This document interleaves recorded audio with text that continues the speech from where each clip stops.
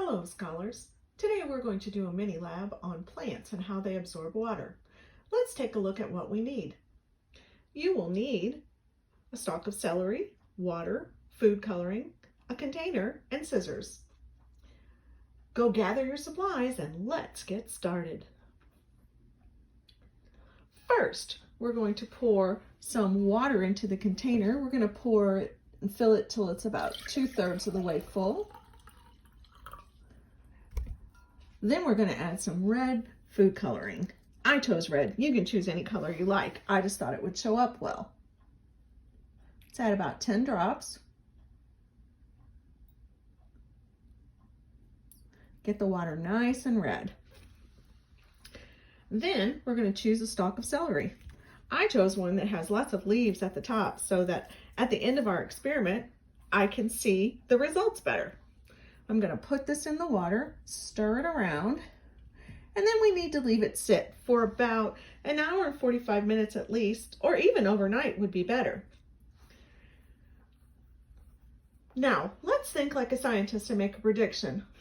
What do you think might happen here? While we wait, let's talk about how plants absorb water. On this little drawing that I have here, plants absorb water from the ground. The water is here in the ground. It goes in through the roots and it travels up the tree through some cells that are called xylem. These cells stack up and allow the water to travel easily to the canopy of the tree. This is where the leaves are.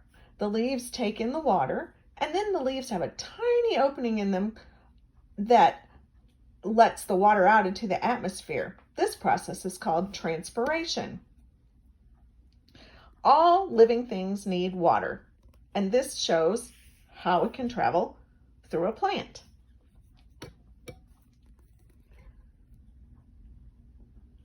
Finally, let's go back and check on our celery. I have one that I did yesterday, and you can see that I did it in blue water, and then at the end of the celery is where the coloring is going in, but where you can see it the most is at the top of the celery where it traveled all the way to the top. Let's take our scissors and cut an end off and see if we can see it better on the inside. Okay, on this particular stalk, nope, where it really showed up was at the end of the celery to show it traveled all the way up those veins into the top of it. Well, now you know exactly how water moves through plants. See you next time, scholars.